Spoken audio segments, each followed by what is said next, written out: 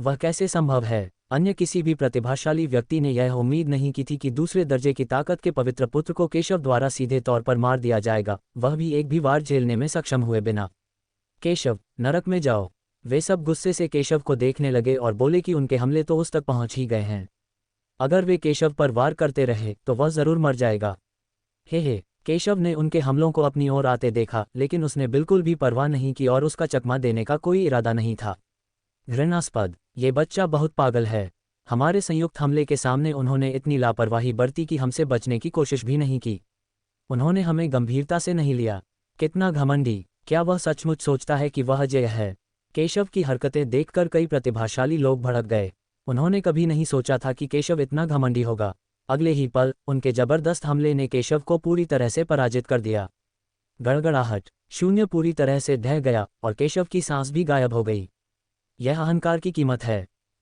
घमंडी आदमी, क्या तुम सचमुच सोचते हो कि तुम अजय हो? हालांकि उसके पास कुछ कौशल हैं, लेकिन वह घमंडी होने के योग्य नहीं है। वह केवल मरेगा। ईशान और अन्य लोगों ने ये दृश्य देखकर राहत की सांस ली। आखिरकार उन्होंने केशव की भयानक ताकत देखी थी और उससे बेहद सावधान थे। उन्हें बेहद जलन इस बात से होती है कि केशव अभी मौलिक मुख्य क्षेत्र में ही है, जबकि वे सब स्वर्णिम भ्रूण क्षेत्र में घुस आए हैं। उन्हें केशव से निपटने के लिए एकजुट होना पड़ता है, जो केशव की प्रतिभा की प्रबलता को दर्शाने के लिए काफ़ी है, जिससे उन्हें बेहद जलन होती है। ये भी एक कारण है कि उन्होंने केशव को मारने के लिए सेना में शामिल हो गए। केशव बहुत मजबूत है। अगर वे सब मिलकर भी केशव को नहीं मार पाते तो अगर खबर बाहर आ जाती तो यह उनके लिए बहुत बड़ी शर्म की बात होती। खुशकिस्मती से आखिरकार उन्होंने केशव और बाकियों से निपट लिया। तुम लोग तो बस हारे हुए लोग हो और मुझे मारना चाहते हो। क्या ये बहुत ही काल्पनिक नहीं है? हालांकि जैसे ही उन्होंने अपनी बात समाप्त की, एक उपहासपूर्ण आवाज़ सुनाई दी। अगले ही क्षण एक आकृति खंडहर से बाहर निकली। यह कोई और नहीं बल्कि केशव था। वास्तव में इस समय उसके कपड़े फट जाने के अलावा उसे ज़्यादा चोटें नहीं आईं। वह कैसे संभव है? जब उन्होंने केशव को देखा तो सभी के चेहरे अविश्वास से भर गए। इससे पहले कि वे कहते कि केशव निश्चित रूप से मर चुका है, अगले ही पल केशव उनके सामने सकुशल प्रकट हो गया। इससे ज़्यादा शर्मनाक कुछ नहीं हो सकता। कुछ भी असंभव नहीं है। मैंने तुम लोगों से कहा था कि तुम बेकार हो, केशव ने घृणा से कहा, ये तथ्य बताते हुए। उसका शरीर बेहद शक्तिशाली था और उनके हमले उसे ज़्यादा नुकसान नहीं पहुंचा सके। जैसे ही उन्होंने उस पर हमला किया, केशव ने अपने शरीर की रक्षा के लिए अपनी पूरी ताकत लगा दी, इसलिए उसने उनके हमलों को जरा भी गंभीरता से नहीं लिया। धत्तेरी की! केशव की बातें सुनने के बाद सभी के चेहरे बेहद बदसूरत हो गए। उनका मानना था कि भले ही वे केशव के विरोधी न हों, लेकिन अगर वे एकजुट हो जाएं तो केशव उनसे मुकाबला नहीं कर पाएगा और वे निश्चित रूप से केशव को मार सकते हैं। लेकिन उन्हें उम्मीद नहीं थी कि अगर वे सेना में शामिल हो भी गए तो भी वे केशव से निपटने में सक्षम नहीं होंगे। केशव की ताकत कितनी भयानक है! दोयम दर्जे की ताकतों के कई संतों को पहले ही इसका पछतावा हो चुका है। अगर उन्हें पता होता कि ऐसा होगा तो उन्हें केशव से निपटना ही नहीं चाहिए था। दुर्भाग्यवश दुनिया में पछतावे की कोई दवा नहीं है। इस समय वे और अधिक नहीं छिप सकते। आप सभी ने कार्रवाई की, अब मेरी बारी है। केशव ने व्यंग्यात्मक दृष्टि से उनकी ओर देखा और शांति से कहा। केशव की बातें सुनकर हर कोई सिहर उठा। उन्हें समझ नहीं आ रहा था कि उनके दिल में एक अदम्य भावना क्यों उमड़ रही थी। धमाका! केशव ने कार्रवाई की, बस एक यादृच्छिक तलवार, लेकिन हर कोई इस तलवार को देखकर बहुत डर गया। उन्होंने शुरू में सोचा था कि उन्होंने केशव को ज्यादा आंका था, लेकिन उन्होंने यह उम्मीद नहीं की थी कि उन्होंने अभी भी केशव की ताकत को कम करके आंका था। खासकर ईशान और टम्वर ने केशव को बड़ी ईर्ष्या से देखा। वे दोनों ही दो प्रमुख संप्रदायों के सर्वोच्च प्रतिभाशाली थे, पवित्र पुत्र के स्तर के बाद दूसरे स्थान पर। उन्होंने शुरू में सोचा था कि सत्यपथ संप्रदाय का पतन हो गया है और केशव उनका प्रतिद्वंद्वी नहीं हो सकता। हालांकि उन्होंने केशव की ताकत इतनी भयानक होने की उम्मीद नहीं की थी कि अगर वे सेना में शामिल भी हो जाते तो भी वे केशव को आसानी से हरा नहीं पाते। लेकिन इस समय वे इतनी सारी चीज़ों की परवाह नहीं कर सकते। सबसे जरूरी काम यह है कि उन्हें पूरी ताकत लगानी होगी और केशव के हमले का विरोध करना होगा। उनका शरीर केशव जितना भयानक नहीं है। एक बार चोट लगने पर वे या तो मर जाएंगे या घायल हो जाएंगे, और इसमें कोई शक नहीं कि वे मरेंगे। हालांकि केशव की तरफ से ये बस एक मामूली तलवार का वार था। तलवार बहुत तेज थी और तुरंत उन तक पहुंच गई। उन्होंने जल्दी से अपनी सारी ताकत और साधन लगा दिए, बस केशव की तलवार का प्रतिरोध करने के लिए। धमाका! केशव की तलवार उनके हमलों से टकरा गई। केशव ने बस एक सहज चाल चली, लेकिन वह उनकी मारक चालों से जरा भी कम नहीं था, अपनी प्रबल शक्ति का परिचय दे रहा था। टकराना! केशव ने एक ही तलवार से उनके सारे हमले नष्ट कर दिए। सभी प्रतिभाशाली लोग अपनी आंखें चौड़ी किए बिना नहीं रह सके और अविश्वास से ये देखते रहे कि ईशान और अन्य सभी इस तलवार से उड़ गए। Puff puff puff. वे खून से लथपथ थे और स्पष्टतः गंभीर रूप से घायल थे। उनके चेहरे बेहद बदसूरत थे और जब वे केशव को देखते थे तो उनकी आंखें अंतहीन क्रोध से भर जाती थीं और वे चाहते थे कि वे केशव को जिंदा निगल जाएं। यह ऐसा अपमान है जो उन्होंने पहले कभी नहीं झेला। भले ही वे सेना में शामिल हो जाएं, वे केशव के हमले का विरोध नहीं कर सकते। असंभव, मैं इसे स्वीकार नहीं कर सकता। वह इतना शक्तिशाली कैसे हो सकता है? ईशान और अन्य लोगों ने अविश्वास में कहा कि यह ठीक होगा यदि केवल 1 या 2 लोग केशव के खिलाफ हार जाते, लेकिन जब वे सेना में शामिल हुए तो वे न केवल केशव को चोट पहुंचाने में विफल रहे, बल्कि इसके बजाय केशव द्वारा उड़ा दिए गए और गंभीर रूप से घायल हो गए। लानत है! इसके अलावा केशव की ताकत केवल एलिमेंटल को स्तर पर है। अगर यह बात बाहर आ गई तो वे सब हंसी का पात्र बन जाएंगे। वे जानते थे कि केशव कमजोर नहीं था, लेकिन उन्होंने उससे इतना भयानक होने की उम्मीद नहीं की थी। मैंने तुम सबको बहुत पहले ही बता दिया था कि तुम सब नाकामयाब हो। तुम मुझे मारना चाहते हो और फिर भी तुम मुझ पर विश्वास नहीं करते। केशव ने यह सुनकर शांत भाव से कहा, भले ही वे कमल संप्रदाय और कमल संप्रदाय के प्रतिभाशाली लोग हों या 2 दर्जे की ताकतों के बेटे हों, फिर भी केशव ने उन्हें गंभीरता से नहीं लिया। उसके लिए उन्हें मारना आसान होगा। घृणास्पद! केशव, तुम बहुत घमंडी हो। अगर आज मुझे इसकी कीमत भी चुकानी पड़े तो मैं तुम्हें मार डालूंगा। हम तुम्हें मार देंगे। केशव की बातें सुनकर ईशान और बाकी लोग आग बबूला हो गए।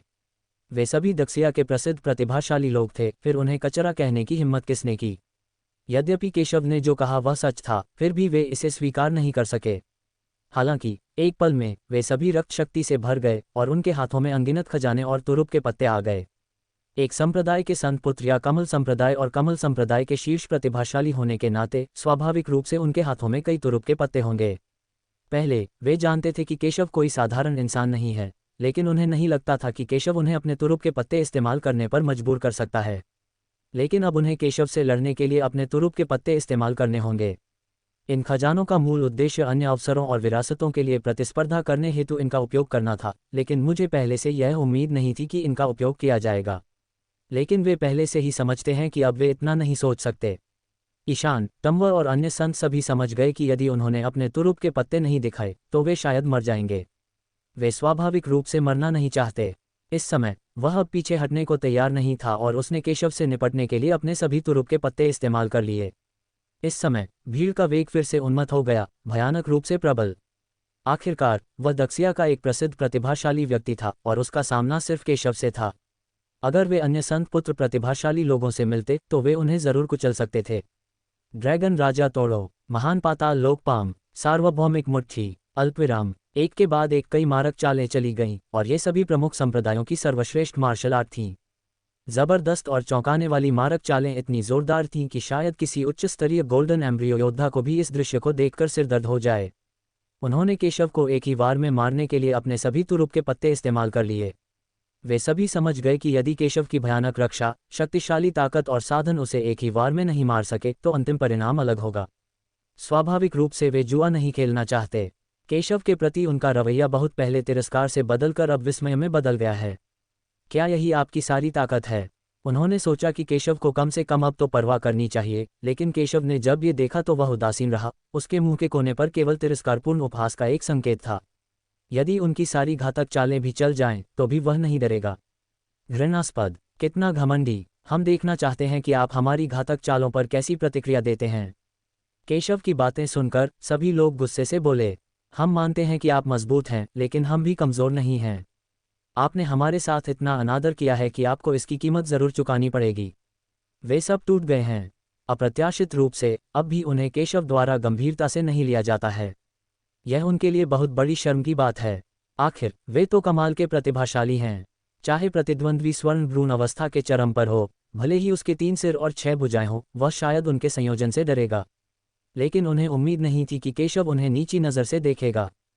फक फक करना! केशव ने अपने चेहरे पर तिरस्कार दिखाया और उनके गुस्से को बिल्कुल भी गंभीरता से नहीं लिया। एक बलवान व्यक्ति चींटियों के क्रोध की परवाह कैसे कर सकता है? उसके पीछे अनगिनत तलवारें प्रकट हुईं, जो सीधे पूरे आकाश को ढक रही थीं। अगले ही पल केशव ने अपना हाथ लहराया और सीधे हमला कर दिया। अनगिनत तलवारें बड़ी ताकत से बाहर निकलीं। धमाका! केशव के हमले को देखकर हर किसी के चेहरे बदल गए। केशव का हमला बहुत भयानक है। इस तरह की ताकत उन्हें पहली बार मिली है। प्रत्येक तलवार किरण की शक्ति उनकी मारक चालों से अधिक मजबूत है और केशव केवल मौलिक मुख्य क्षेत्र में है, लेकिन वह अपनी अभिव्यक्ति को बदले बिना इतने सारे तलवार किरणों को नियंत्रित कर सकता है। ये बच्चा कैसा विकृत है। वे सभी बेहद डरे हुए थे। पहले तो उन्हें लगा कि उन्होंने केशव को अपनी पूरी ताकत लगाने पर मजबूर कर दिया है और उन्हें अपनी ताकत पर पूरा भरोसा था। उनका मानना था कि यद्यपि केशव ने पहले भी उनके हमलों का विरोध किया था, फिर भी उसने अपनी पूरी ताकत लगा दी होगी। लेकिन किसी को उम्मीद नहीं थी कि केशव और भी अधिक ताकत के साथ फट पड़ेगा।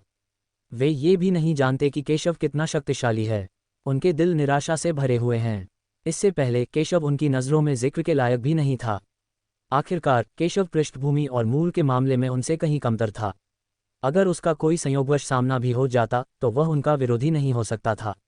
इसलिए वे केशव से पूरी तरह घृणा करते थे। मुझे लगता है कि यह उनसे प्रतिस्पर्धा करने के लिए पर्याप्त योग्य नहीं है।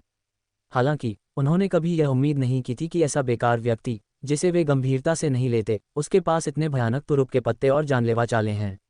उन्होंने मूलतः सोचा था कि अपनी सबसे शक्तिशाली मारक चाल का प्रयोग करके वे स्थिति को बदलने में सक्षम हो जाएंगे। हालांकि केशव ने पहले भी उन्हें दबा दिया था, लेकिन ट्रम्प कार्ड के मामले में केशव शायद उनके सामने कोई मुकाबला नहीं है। लेकिन मुझे उम्मीद नहीं थी कि केशव इतना मजबूत होगा। उन्हें अंततः समझ में आ गया कि केशव ने उन्हें गंभीरता से क्यों नहीं लिया। उन्होंने शुरू में सोचा था कि ऐसा सिर्फ इसलिए था क्योंकि केशव बहुत घमंडी था, लेकिन मुझे उम्मीद नहीं थी कि यह सच होगा। उनके चेहरे पर अत्यंत घबराहट छा गई। गड़गड़ाहट। अनगिनत तलवारें सीधे उनकी ओर आईं। उनके हमले वास्तव में सरल नहीं थे, बल्कि पहले से कई गुना अधिक शक्तिशाली थे। लेकिन केशव की ताकत बहुत भयानक है। चाहे वे कितनी भी कोशिश कर लें, वे केशव का मुकाबला नहीं कर सकते। इसके अलावा ट्रम्प कार्ड किलर चाल का उपयोग करने के लिए आध्यात्मिक ऊर्जा की भारी खपत की आवश्यकता होती है। वे हमेशा चलते नहीं रह सकते। हालांकि केशव की आध्यात्मिक ऊर्जा अनंत है। वह किसी भी समय अपनी शक्ति पुनः प्राप्त करने के लिए स्वर्ग और पृथ्वी की आध्यात्मिक ऊर्जा को अवशोषित कर सकता है।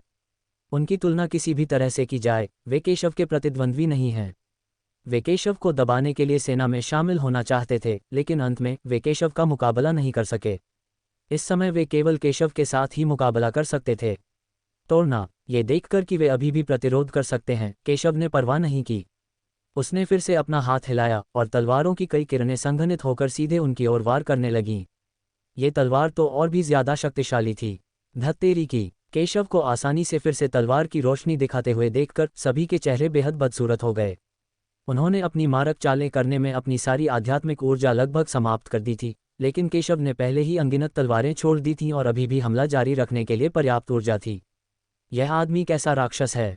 उन्हें विश्वास ही नहीं हो रहा था कि यह सच है, लेकिन ये दृश्य सचमुच उनकी आंखों के सामने आ गया।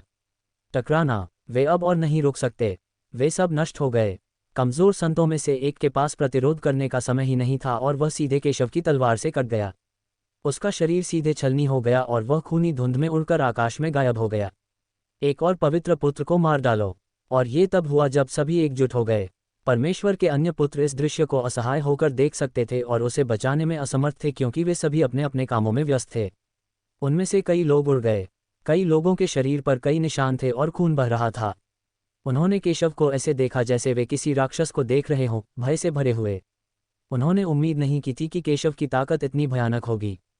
पहले उन्होंने सोचा था कि केशव से निपटने के लिए अन्य प्रतिभाशाली लोगों को भेजना समस्या को हल करने के लिए पर्याप्त होगा, लेकिन उन्होंने यह उम्मीद नहीं की थी कि परिणाम इतना कमजोर होगा। उन्होंने सोचा था कि वे और अन्य लोग निश्चित रूप से केशव को कुचल सकते हैं, लेकिन उन्होंने यह उम्मीद नहीं की थी कि वे फिर भी केशव द्वारा कुचल दिए जाएंगे।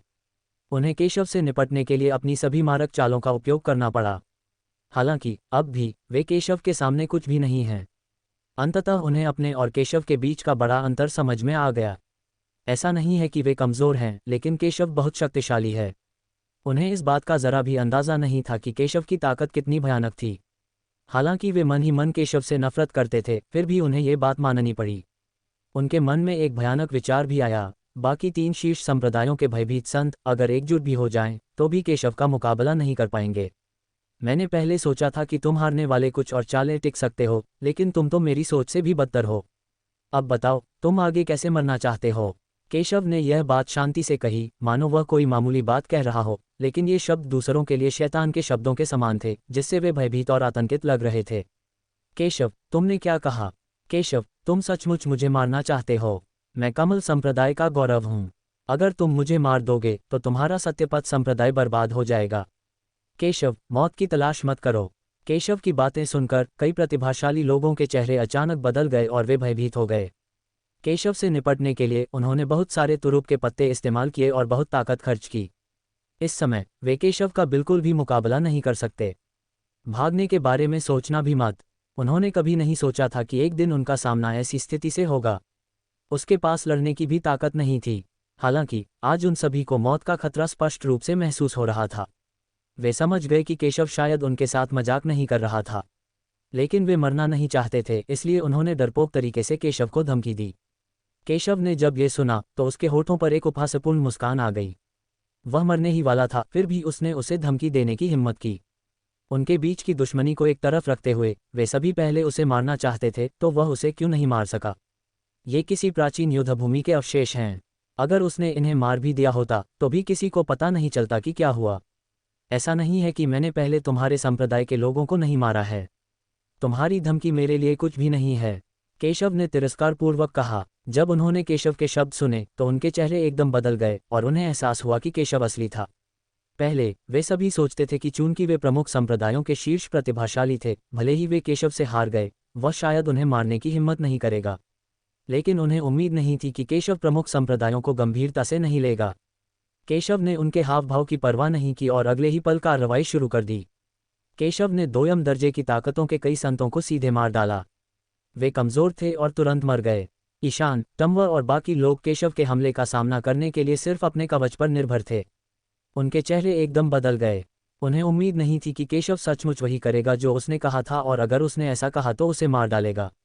हालांकि वे अपने कवच की मदद से हमले का सामना करने में कामयाब रहे, लेकिन वे सभी गंभीर रूप से घायल हो गए। जब वे भागना चाहते थे तो उन्हें पता चला कि उन्हें चारों तरफ से किसी अज्ञात चीज ने घेर लिया है और उनके पास पीछे हटने का कोई रास्ता नहीं है। वे सब केशव को डर से देखने लगे। उन्हें उम्मीद नहीं थी कि केशव के पास इतने भयानक तरीके हैं। वे सभी बहुत बदसूरत लग रहे थे। वे पहले बहुत घमंडी थे और केशव को बिल्कुल भी गंभीरता से नहीं लेते थे। उन्होंने कभी नहीं सोचा था कि एक दिन उन्हें इतनी शर्मनाक और अपमानजनक स्थिति में डाल दिया जाएगा। धिक्कार है केशव, तुमने मुझे ऐसा करने के लिए मजबूर किया। टम्वर ने बहुत ही क्रूर स्वर में, आंखों में दृढ़ निश्चय के भाव के साथ यह कहा। उसने दांत पीसकर खून थूक दिया। अगले ही पल उसके पीछे एक भयानक आकृति प्रकट हुई। यह आकृति एक बूढ़े आदमी की थी। जब उसने अपनी आंखें खोलीं तो आकाश और धरती का रंग बदल गया और उसने एक भयानक दबाव छोड़ा जो एक चरम सांसारिक दानव स्वामी के भयानक दबाव तक पहुंच गया। ये व्यक्ति राणा परिवार का पूर्वज है। ये टम्वर का अपनी जान बचाने का तरीका है। आखिर वो राणा परिवार का सबसे बड़ा प्रतिभाशाली व्यक्ति है। राणा परिवार ने उसे अपनी जान बचाने के कई तरीके बताए हैं और ये उसकी जान बचाने का सबसे कारगर तरीका है। अन्य संप्रदायों के संतों के पास पहले भी कमोबेश ऐसी ही कुछ विधियां थीं, लेकिन उनका उपयोग करने से पहले ही वे केशव की तलवार से मारे गए। ली परिवार के पूर्वज की छाया ने अपना हाथ लहराया और केशव को दबा दिया और पूरी दुनिया हिल गई। एक शक्तिशाली कदम ने सीधे केशव को दबा दिया। टम्वर की आंखें भी बहुत गंभीर थीं। उसने अपने सारे तुरुप के पत्ते लगभग इस्तेमाल कर लिए थे। अगर यह चाल केशव को नहीं मार पाती तो वे निश्चित रूप से केशव के विरोधी नहीं होते। एक चरम सांसारिक दानव शक्ति का हमला। केशव थोड़ा आश्चर्यचकित हुआ, लेकिन बहुत ज्यादा आश्चर्यचकित नहीं हुआ। इस समय वह हमले के बहुत करीब था और वह इससे बच नहीं सका। ली परिवार का पूर्वज एक समय तियानगांग राज्य को तोड़ने से बस एक कदम दूर था। हालांकि वह तियानगांग राज्य नहीं था, फिर भी वह बहुत भयानक था। साधारण दिशा के बलवान उसके सामने कुछ भी नहीं थे। स्वर्णिम ब्रून राज्य और एलिमेंटल कॉर राज्य की तो बात ही छोड़िए। यदि कोई और होता तो वे इस कदम का विरोध नहीं कर पाते। टम्वर का मानना था कि चाहे केशव कितना भी शक्तिशाली क्यों न हो, वह शायद मर जाएगा। तुम मुझे सिर्फ इस एक चाल से मारना चाहते हो।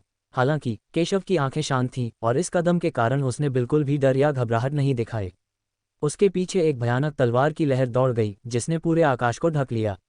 अगले ही पल एक भयानक तलवार फूट पड़ी और सीधे वार कर गई। गड़गड़ाहट। दोनों हमले एक दूसरे से सीधे टकराए जो ज्वालामुखी के पृथ्वी से टकराने के समान भयानक थे।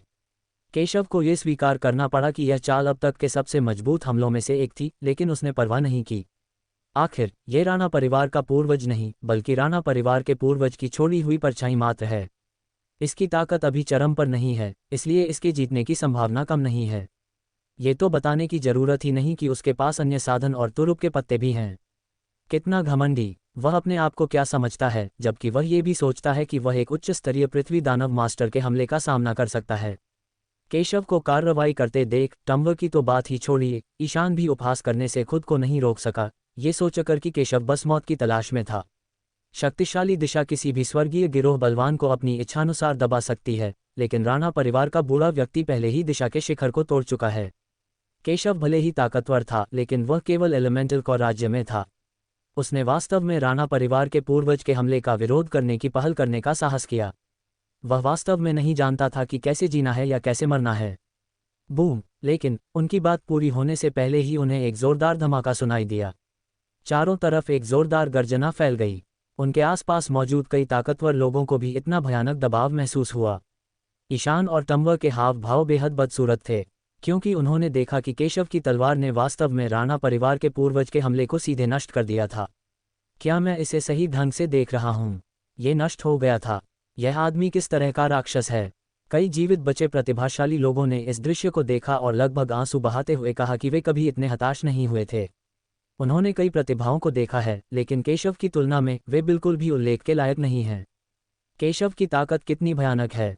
वे सामान्य बुद्धि का उपयोग करके केशव का न्याय नहीं कर सकते थे। एक व्यक्ति ने इतनी आसानी से सबको एक साथ कुचल दिया। राणा परिवार के पूर्वज का हमला भी केशव के सामने कुछ नहीं कर सका और उसे केशव ने सीधे ही नष्ट कर दिया। मरना! केशव ने राणा परिवार के पूर्वज के हमले को नष्ट कर दिया। टम्बर को ठंडी नज़र से देखा और फिर तलवार से वार किया। नहीं केशव, तुम अच्छी मौत नहीं मरोगे। कमल संप्रदाय और राणा परिवार तुम्हें कभी जाने नहीं देंगे। मौत को करीब आते देख टम्बर को पता था कि बचने का कोई मौका नहीं है, इसलिए उसने केशव को कड़वाहट से कोसा, लेकिन केशव ने उसकी बातों को बिल्कुल भी गंभीरता से नहीं लिया। अगले ही पल वह केशव की तलवार से मारा गया और खून शून्य में फैल गया। स्टॉप्ड! घृणास्पद! ईशान, जो बगल से ये दृश्य देख रहा था, बेहद डर गया। केशव को अपनी ओर देखते देख वह समझ गया कि टम्बर मारा गया है और अब उसकी बारी है। तुम मुझे मारने के लिए पर्याप्त योग्य नहीं हो, ईशान ने दांत पीसते हुए ठंडे स्वर में कहा। अगले ही पल केशव को शून्य से एक भयानक हमला होता हुआ महसूस हुआ। बिना ज्यादा सोचे समझे उसने तुरंत हमला रोक दिया। हालांकि ये हमला राणा परिवार के पूर्वज के हमले से कई गुना अधिक शक्तिशाली था।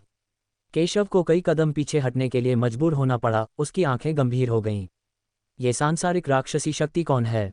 उसकी आंखें गंभीर थीं। ये हमला राणा परिवार के पूर्वज के हमले से कमजोर नहीं था। इससे पहले राणा परिवार के पूर्वज के पास केवल इच्छाशक्ति का अवशेष था, लेकिन ये हमला एक शक्तिशाली सांसारिक बुराई के हाथों से नष्ट हो गया था। जैसे ही उसने बोलना समाप्त किया, ईशान के पीछे एक भयानक आकृति प्रकट हुई। ये व्यक्ति लाल वस्त्र पहने एक बूढ़ा व्यक्ति था। वह बहुत लंबा, सुर्ख रंग का, राजसी और रहस्यमय लग रहा था। इतनी गहरी और उतार चढ़ाव भरी आंखें। उसने आश्चर्य से केशव को देखा। उसने यह उम्मीद नहीं की थी कि केशव जैसी चींटी वास्तव में उसके हमले का सामना कर सकेगी। केशव ने इस व्यक्ति को गंभीरता से देखा और एक बड़ा दबाव महसूस किया। मालिक, यह आदमी मुझे मारना चाहता है। आपको मुझसे बदला लेना होगा। इस समय ईशान इस व्यक्ति को देखकर आनंदित था, क्योंकि यह व्यक्ति उसका गुरु था, कमल संप्रदाय का सर्वोच्च बुजुर्ग, जो बहुत शक्तिशाली था।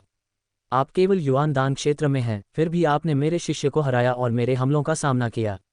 आप में ऐसा क्या अजीब है? यह मुझे उत्सुक करता है। बूढ़ा आदमी शून्य में प्रकट हुआ। अपनी ताकत से वह स्वाभाविक रूप से ईशान द्वारा उसे बुलाने का उद्देश्य समझ गया। हालांकि उसने यह उम्मीद नहीं की थी कि ईशान को हराने वाला एक चींटी होगी जो स्वर्ण भ्रूण क्षेत्र में भी नहीं थी। यह उनकी उम्मीदों से परे था। तुम्हें पता है, यहाँ तक कि कमल संप्रदाय या अन्य शीर्ष संप्रदायों के पवित्र पुत्रों में भी ऐसी भयानक प्रतिभाएं नहीं हैं। उसने केशव की आंखों में बदलाव देखा और अगले ही पल उनमें लालच की झलक दिखाई दी, क्योंकि वह जानता था कि या तो केशव की प्रतिभा असाधारण थी या केशव के हाथ में कोई खजाना था, या दोनों। मुझे उम्मीद नहीं थी कि मुझ पर हमला करने वाला वास्तव में एक शक्तिशाली दिशा था। ऐसा लगता है कि मैं वास्तव में सम्मानित हूँ, केशव ने शांति से कहा, लेकिन ज्यादा घबराए बिना। मुझे डर है कि यह व्यक्ति ईशान का अंतिम तुरुप का पत्ता है, लेकिन वह अभी भी इसे गंभीरता से नहीं लेता है। आखिरकार ये सिर्फ एक क्लोन है, असली नहीं, और आखिरकार शक्तिशाली सांसारिक बुराइयां यहाँ प्रवेश नहीं कर सकती। भले ही उसकी ताकत सांसारिक दानव के अंतिम चरण तक पहुंच गई थी, फिर भी केशव को इसकी ज्यादा परवाह नहीं थी। तुम्हारी हिम्मत कैसे हुई मेरे सामने इतने शांत रहने की? तुम में कुछ अजीब बात है।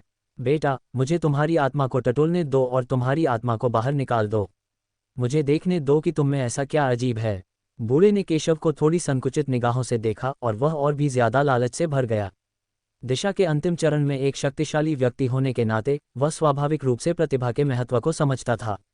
उसकी प्रतिभा पहले से ही बहुत अच्छी है, लेकिन वह दिशा के अंतिम चरण में फंस गया है और स्वर्गीय गिरोह क्षेत्र में प्रवेश नहीं कर सकता है। केशव की प्रतिभा उसकी कल्पना से भी परे थी। उसकी पिछली हरकत शायद ईशान की मदद की गुहार पर आधारित रही होगी, लेकिन अब ये ज्यादा लालच की वजह से थी। धमाका! उसने सीधे कार्रवाई की, केशव को दबाने की कोशिश की। ये दृश्य देखकर ईशान खुद को उपहास करने से नहीं रोक सका। इस बार केशव जरूर मर जाएगा। तो क्या हुआ अगर वह मजबूत है? एक पूर्णतया शक्तिशाली व्यक्ति के सामने केवल एक ही रास्ता होता है, और वह है मृत्यु। बूढ़े आदमी, तुम मौत की तलाश में हो। बूढ़े आदमी की बातें सुनकर केशव स्वाभाविक रूप से उसके मन की बात समझ गया। उसकी नज़र उस पर थी, लेकिन वह योग्य नहीं था। यद्यपि उसकी इच्छाशक्ति पिछले राणा परिवार के पूर्वज की शेष इच्छाशक्ति से अधिक मजबूत है, फिर भी केशव डरता नहीं है। केशव ने अपनी तलवार निकाली, और ये तलवार राणा परिवार के पूर्वज के खिलाफ उसके पिछले हमले से भी अधिक शक्तिशाली और भयानक थी। गड़गड़ाहट! इस समय दोनों हमले सीधे एक दूसरे से टकरा गए। उसने पहले राणा परिवार के पूर्वज के हमले को नष्ट कर दिया था, लेकिन इस समय वह केवल अपने हमले को नष्ट करने में सक्षम था और उसे ज्यादा फायदा नहीं हुआ। बेटा, तुम सचमुच मेरे लिए और अधिक दिलचस्प होते जा रहे हो। बूढ़े की आंखें थोड़ी बदल गईं। उसे उम्मीद नहीं थी कि केशव उसके हमले का इतनी आसानी से सामना कर लेगा। हो सकता है उसने पहले केशव को कम आंका हो, लेकिन ये चाल उसकी 70% से 80% ताकत थी। उसने सही अनुमान लगाया, केशव के बारे में कुछ अजीब बात होनी चाहिए, अन्यथा एक जूनियर इतनी आसानी से उसके हमले का सामना कैसे कर सकता था। लेकिन ये बेहतर है। धमाका! उसने फिर से केशव पर हमला किया, और चौंकाने वाले प्रहार ने पूरे आकाश को ढक लिया, जिससे केशव को बचने का कोई मौका नहीं मिला। लड़के, संघर्ष करना बंद करो, तुम मेरे प्रतिद्वंद्वी नहीं हो सकते। बूढ़े आदमी ने आत्मविश्वास से भरे हुए ठंडे स्वर में कहा। वह अब दक्षिया के सबसे ताकतवर आदमियों में से एक है। भले ही उसका एक ही क्लोन हो, हर कोई उसका विरोध नहीं कर सकता। बूढ़े आदमी, क्या तुम सोचते हो कि तुमने मुझे अपनी मुट्ठी में कर लिया है? तुम तो बस एक चींटी हो जो तियानगैंग के स्तर की भी नहीं हो। क्या तुम सचमुच सोचते हो कि तुम इतने मजबूत हो? लेकिन केशव ने यह सुना और तिरस्कार के साथ कहा, वह स्वर्ग का सर्वोच्च प्राणी है, स्वर्ग के सबसे शक्तिशाली प्राणियों में से एक। अगर उसे एक ऐसी चींटी ने मार डाला जो स्वर्गीय गिरोह जितनी भी शक्तिशाली नहीं है, तो यह मजाक होगा। यदि कोई बाघ अपनी शक्ति नहीं दिखाता, तो सभी लोग उसे बीमार बिल्ली समझते हैं।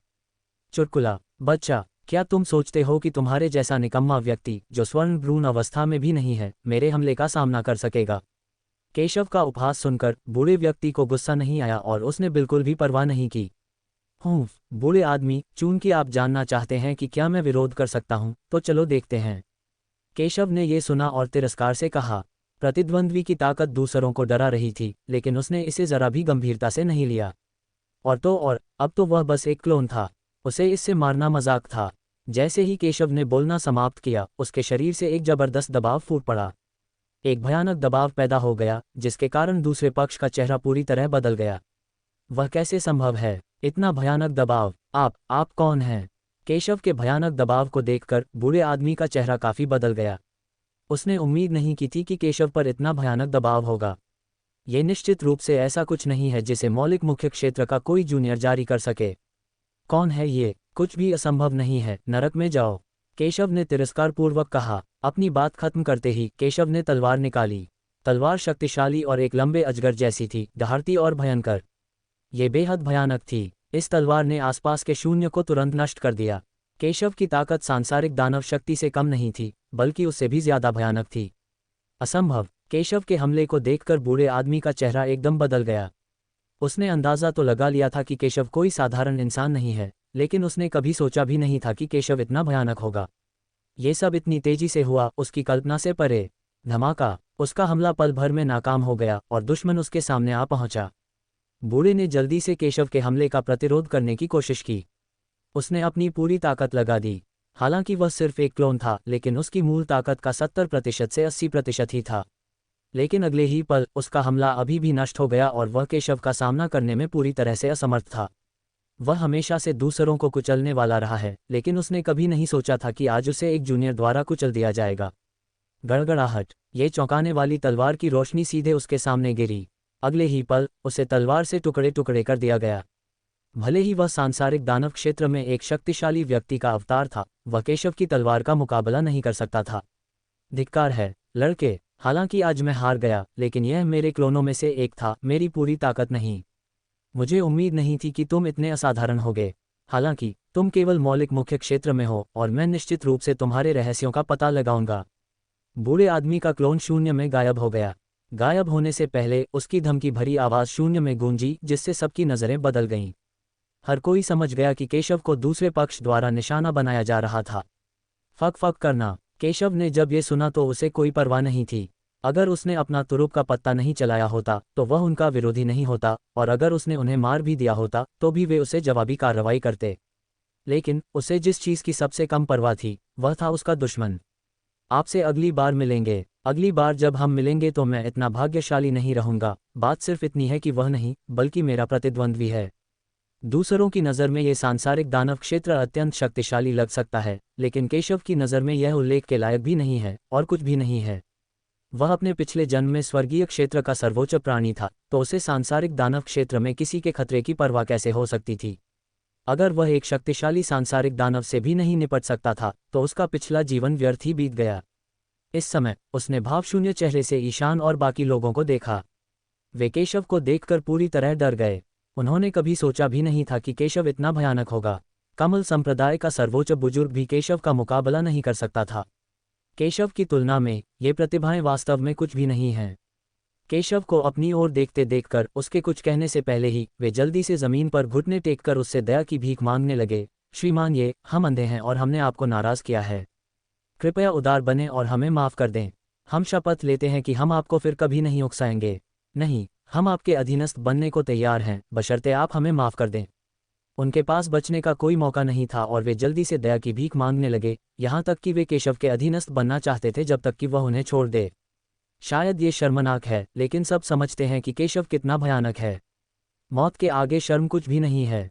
अब तुम दया की भीख मांगना चाहते हो। दुर्भाग्य से अब बहुत देर हो चुकी है। लेकिन जब केशव ने यह सुना तो उसके मुंह के कोने पर व्यंग्यात्मक व्यंग्य उभर आया। और तुम मेरे अधीनस्थ बनना चाहते हो?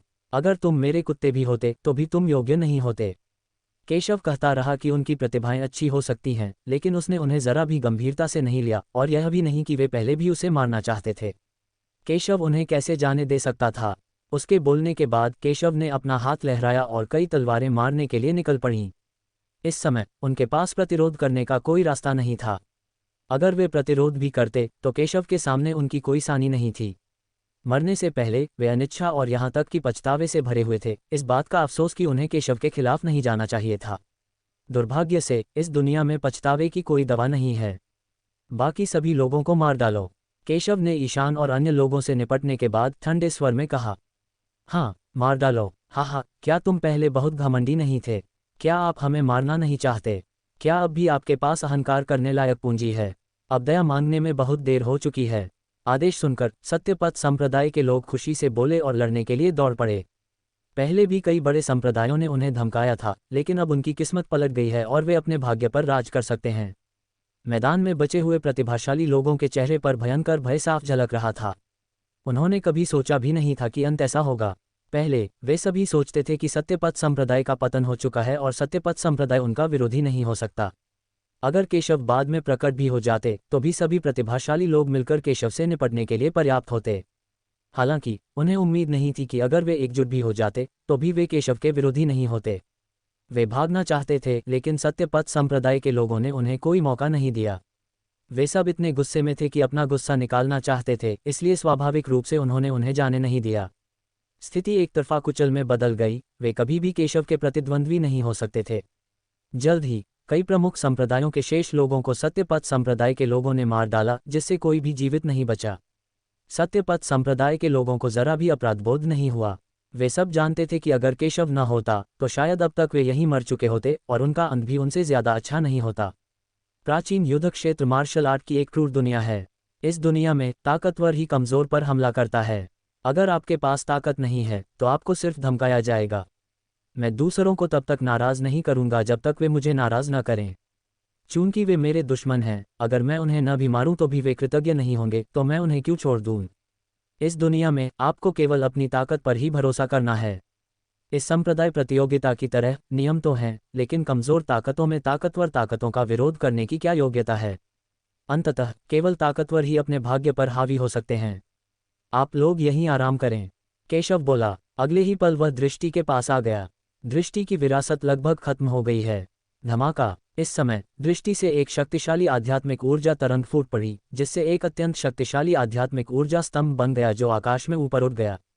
गड़गड़ाहट। आध्यात्मिक ऊर्जा का एक अत्यंत शक्तिशाली स्तंभ सीधे आकाश में उछला।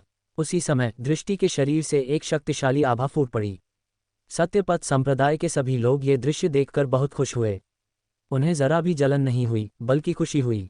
फैंग किंगजू सत्यपथ संप्रदाय से हैं और वे लंबे समय से एक दूसरे को परिवार मानते हैं। ज्यादा दुखी मत हो, प्राचीन युद्ध क्षेत्र में अभी भी कई विरासतें हैं। अगर तुम्हें मौका मिले तो मैं तुम्हें कुछ विरासतें पाने में मदद करूंगा। केशव बोला। ये प्राचीन युद्धभूमि 10,000 साल पहले मानव और राक्षसों के बीच युद्ध का स्थल थी, जहां कई शक्तिशाली योद्धा मारे गए थे। इसलिए यहाँ उत्तराधिकार के कई अवसर हैं। ये संप्रदाय प्रतियोगिता खतरनाक है, लेकिन इसमें अवसर भी बहुत हैं। एक बार जब आपको विरासत का अवसर मिलेगा तो आप में दृष्टि की तरह महत्वपूर्ण सुधार होगा। सचमुच। जब केशव बोल रहा था तो हजारों मील दूर शून्य से एक अत्यंत शक्तिशाली आभा फूट पड़ी। ऐसा लग रहा था कि वह दृष्टि को मिले उत्तराधिकार के अवसर से ज्यादा कमजोर नहीं थी। केशव ने बिना किसी विशेष रुचि के उस पर नजर डाली। वह अभी भी किसी भी दुर्घटना को रोकने के लिए दृष्टि की रक्षा करता है। इस समय फैंग किंगजू को प्राप्त विरासत के उतार चढ़ाव ने स्वाभाविक रूप से कई लोगों को आकर्षित किया, लेकिन केशव द्वारा जारी शक्तिशाली आभा को महसूस करने के बाद यहाँ तक कि कुछ गुप्त उद्देश्यों वाली ताकतें अपनी पहल पर पीछे हट गईं और आगे आने की हिम्मत नहीं की। वे स्वाभाविक रूप से जानते थे कि यह विरासत ऐसी चीज नहीं थी जिसे वे अपने हाथों में ले सकें, इसलिए वे मृत्यु की तलाश नहीं करेंगे।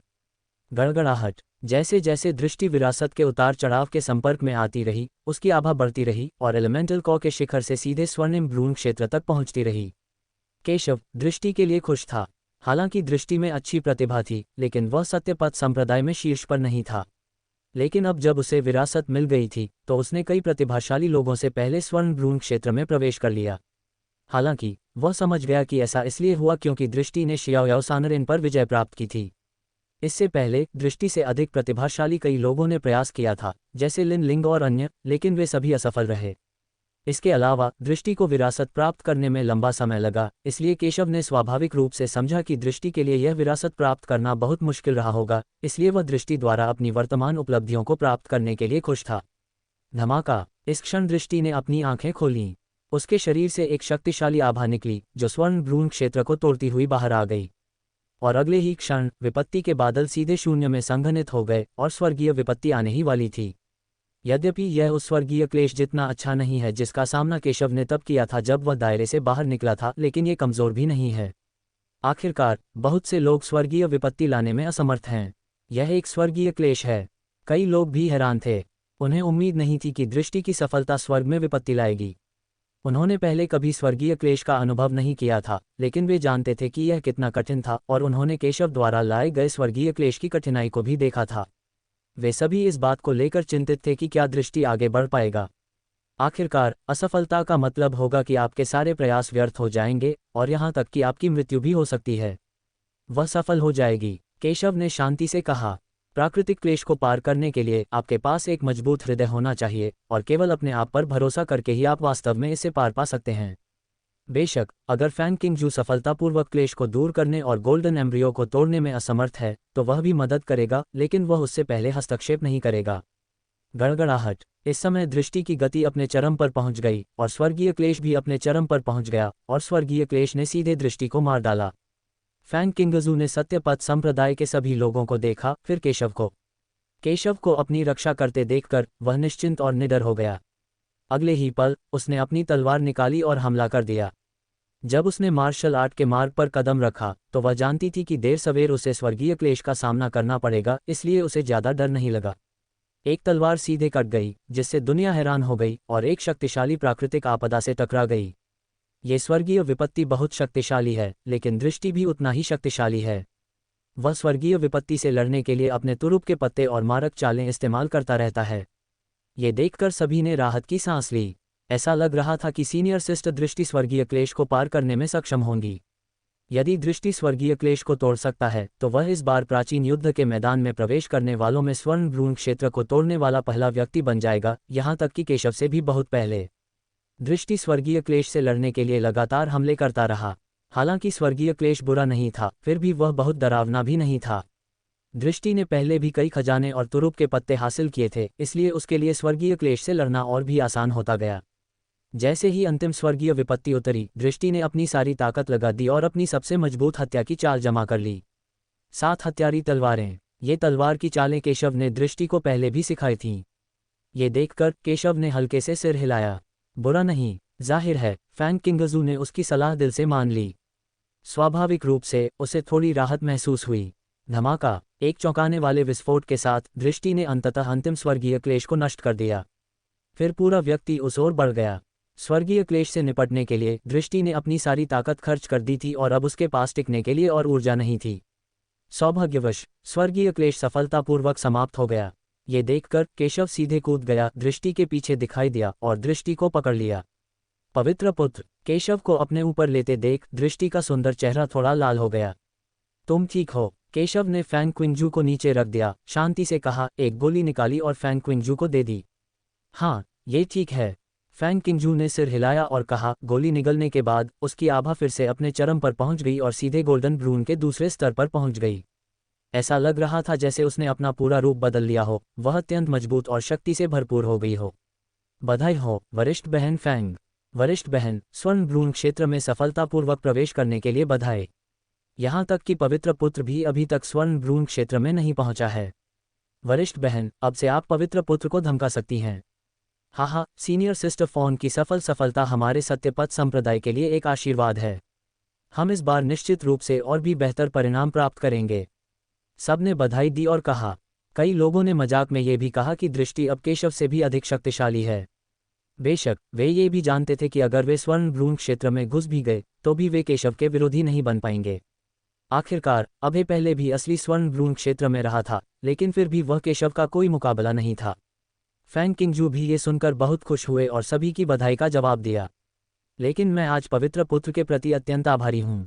यदि पवित्र पुत्र मेरी रक्षा न करता तो मैं आज सफलतापूर्वक उत्तराधिकार प्राप्त नहीं कर पाता, नहीं मैं मन की शांति के साथ क्लेश पर विजय प्राप्त कर पाता।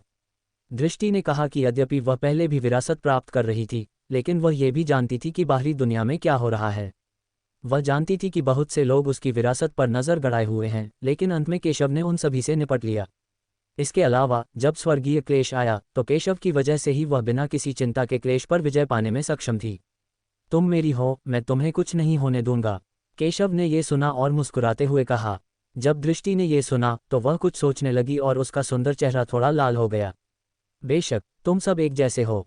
मैंने संप्रदाय प्रमुख से वादा किया था कि मैं तुम्हें कुछ नहीं होने दूंगा, लेकिन दुश्मनों से निपटने के दौरान मुझसे यह उम्मीद मत रखना कि मैं तुम्हारे लिए कार्रवाई करूंगा।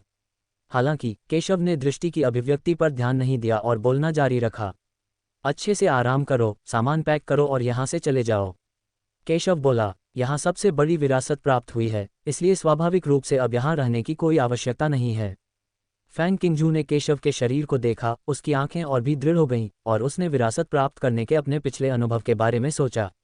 इससे पहले कई प्रतिभाशाली लोग असफल हो चुके थे और उसने भी पहले सोचा था कि वह भी असफल हो जाएगी, लेकिन फिर भी उसने हार नहीं मानी। उसकी प्रतिभा वास्तव में दूसरों की तुलना में बहुत खराब थी, लेकिन मार्शल आर्ट में उसका दृढ़ संकल्प और केशव पर बोझ न बनने का उसका दृढ़ संकल्प अंततः उसे विरासत हासिल करने में सक्षम बनाता था। क्योंकि वह जानती थी कि केशव का अनुसरण करने वाले कई लोग उससे ज्यादा प्रतिभाशाली थे, फिर भी वह मजबूत बनना चाहती थी और केशव का अनुसरण करना चाहती थी। उसे पता ही नहीं चला कि कब उसके दिल में केशव का रूप प्रकट हुआ, लेकिन इसी दृढ़ निश्चय के कारण उसने आखिरकार जियाओ सानरिन को प्रभावित किया और विरासत हासिल की। ये कहा जा सकता है कि केशव के बिना उसके लिए विरासत प्राप्त करना असंभव होगा। इस समय सुनहरा टोड और अन्य राक्षस जो पहले छिपे हुए थे, कांपते हुए केशव के सामने प्रकट हुए। वह भयभीत था क्योंकि उसने केशव के हमले को देखा था। मूल रूप से मैंने सोचा था कि कई प्रमुख संप्रदायों के प्रतिभाशाली लोग केशव को मार सकते हैं, लेकिन मुझे उम्मीद नहीं थी कि वे सभी कूड़े के ढेर थे और केशव के सामने बिल्कुल भी नहीं थे। स्वाभाविक रूप से उन्होंने भागने का साहस नहीं किया। तुम भागे नहीं। केशव ने सुनहरे मेढक की उपस्थिति देखी और व्यंग्यात्मक लहजे में कहा। कई प्रमुख संप्रदायों के लोगों के वहां उपस्थित होने के कारण सुनहरे मेढक के लिए यह असंभव था कि वह उन पर ध्यान न दे सके। हम सभी आपके पीछे चलना चाहते हैं महोदय, हम भागना कैसे चुन सकते हैं? गोल्डन टॉडलेकी ने कहा कि केशव की ताकत देखने के बाद उसने स्वाभाविक रूप से भागने का विचार छोड़ दिया। तुम मूर्ख नहीं हो, मैंने मूल रूप से तुम्हें परिष्कृत करने की योजना बनाई थी, लेकिन चूंकि तुम इतने समझदार हो इसलिए मैं तुम्हारी जान बख्श दूंगा। हालांकि केशव उन्हें मार सकता था, उसने अब बहुत सारे दुश्मन बना लिए थे और अधिक सहायक होना बेहतर होगा, इसलिए उसने सुनहरे मेढक को रखने का फैसला किया। बेशक उनके साथ ड्रैगन के समान ही व्यवहार किया जाता है और केशव वास्तव में उनके साथ सहज नहीं है। केशव ने उन्हें विरोध करने का कोई मौका दिए बिना सीधे अनुबंध स्वीकार कर लिया। केशव ने सभी समस्याओं का समाधान किया और सत्यपथ संप्रदाय के लोगों के साथ चले गए। जैसे जैसे वे आगे बढ़े उन्हें कई खतरों का सामना करना पड़ा, लेकिन साथ ही ढेर सारे संसाधन भी मिले। संकट और अवसर एक साथ मौजूद थे। इस समय दृष्टि ने केशव को देखा और कहा, बेटा, जूनियर सिस्टर जी और अन्य लोग मुसीबत में हैं। उन्होंने एक खजाना प्राप्त किया है, लेकिन उन्हें दूसरों द्वारा निशाना बनाया जा रहा है। उनका शिकार किया जा रहा है और वे हमसे मदद मांग रहे हैं। जब केशव ने ये सुना तो उसकी आंखें ठंडी हो गईं। ये कौन है? क्या वे कमल संप्रदाय या कमल संप्रदाय से हैं? वे दक्षिया से नहीं हैं, वे मंगल साम्राज्य से प्रतीत होते हैं। दृष्टि ने अपना सिर हिलाया और आश्चर्य से कहा, मंगल साम्राज्य के लोग? केशव ने जब ये सुना तो उसे थोड़ा आश्चर्य हुआ। क्या इस बार सिर्फ दाजिया संप्रदाय ही प्राचीन युद्ध क्षेत्र में नहीं आया था? वहां मंगल साम्राज्य के लोग भी कैसे आ गए? मैंने उन्हें जो खजाना दिया है वह कुछ समय तक चलना चाहिए। चलो उसे ढूंढते हैं। केशव को नहीं पता था कि क्या हो रहा है, लेकिन फिर भी उसने ठंडे स्वर में कहा, कोई फर्क नहीं पड़ता कि कौन सत्यपथ संप्रदाय से निपटना चाहता है, वह उन्हें कीमत चुकाने के लिए मजबूर करेगा।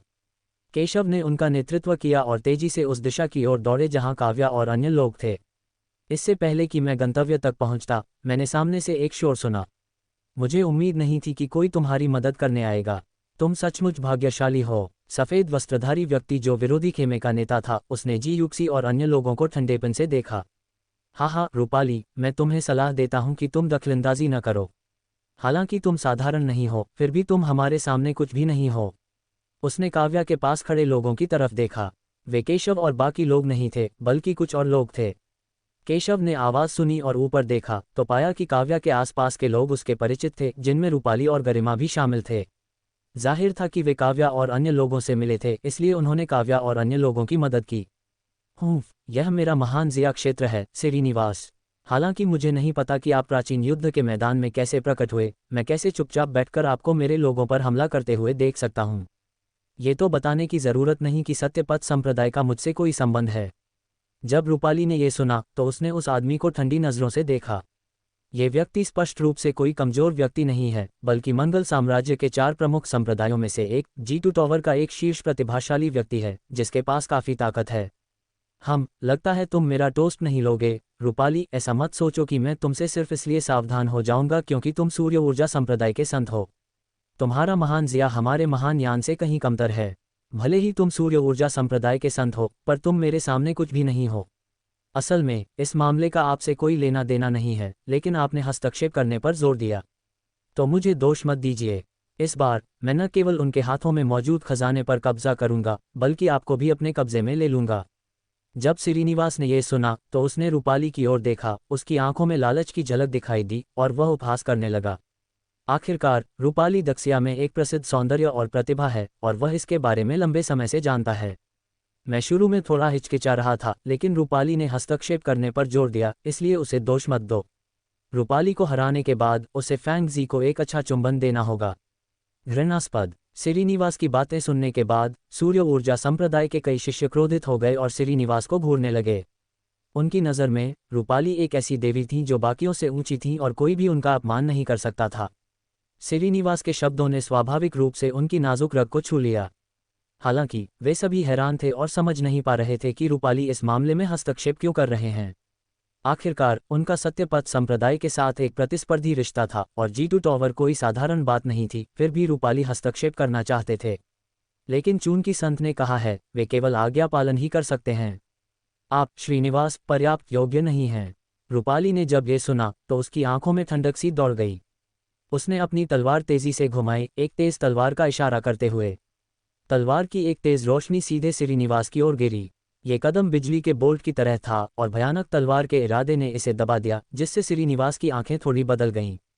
ऐसा प्रतीत होता है कि उसने यह उम्मीद नहीं की थी कि रूपाली इतना शक्तिशाली था। दाजिया की राष्ट्रीय ताकत दायान से बहुत कम है और इसका संप्रदाय भी दायान से कमतर है, इसलिए उन्होंने रूपाली को गंभीरता से नहीं लिया। लेकिन उन्होंने उम्मीद नहीं की थी कि रूपाली इस समय इतनी शक्तिशाली ताकत जारी करेगा। धमाका। श्रीनिवास ने भी उनका सामना करने के लिए सीधी कार्रवाई की, लेकिन उन्हें कई कदम पीछे हटने के लिए मजबूर होना पड़ा। भाई वांग, तुम ठीक हो? श्रीनिवास को पीछे हटने के लिए मजबूर होते देख G2 टॉवर के अन्य प्रतिभाशाली लोग सदमे में बोले। वह थोड़ी सख्त है, लेकिन मेरा कोई मुकाबला नहीं। मेरी चिंता मत करो, बस कदम उठाओ और उन सब का ख्याल रखो। श्रीनिवास ने शांति से कहा कि यद्यपि उन्हें पीछे हटने के लिए मजबूर किया गया था, उन्होंने ज़्यादा ताकत नहीं लगाई, इसलिए उन्होंने अभी भी रूपाली को गंभीरता से नहीं लिया। इस बार प्राचीन युद्ध के मैदान के खंडहरों में आने का उनका उद्देश्य स्पष्ट रूप से न केवल प्राचीन युद्ध के मैदान में खजाने के लिए है, बल्कि दाजिया तियांजियो को पकड़ने और उन्हें प्राचीन युद्ध के मैदान में मरने देने के लिए इस अवसर का लाभ उठाना भी है। ये निश्चित रूप से दक्षिया के लिए एक बहुत बड़ा झटका है। श्रीनिवास के शब्दों को सुनने के बाद G2 टॉवर के अन्य प्रतिभाशाली लोगों ने सिर हिलाया और जी युक्सी और अन्य से छुटकारा पाने के लिए कार्रवाई करने के लिए तैयार हो गए। रूपाली की आंखें बहुत बदसूरत हो गईं। हालांकि वह श्रीनिवास से मुकाबला कर सकती थी, लेकिन बाकी सभी की कुल ताकत G2 टॉवर से कमतर थी। उसे डर था कि वह मैदान में सबकी रक्षा नहीं कर पाएगी, लेकिन उसे कोई पछतावा नहीं था।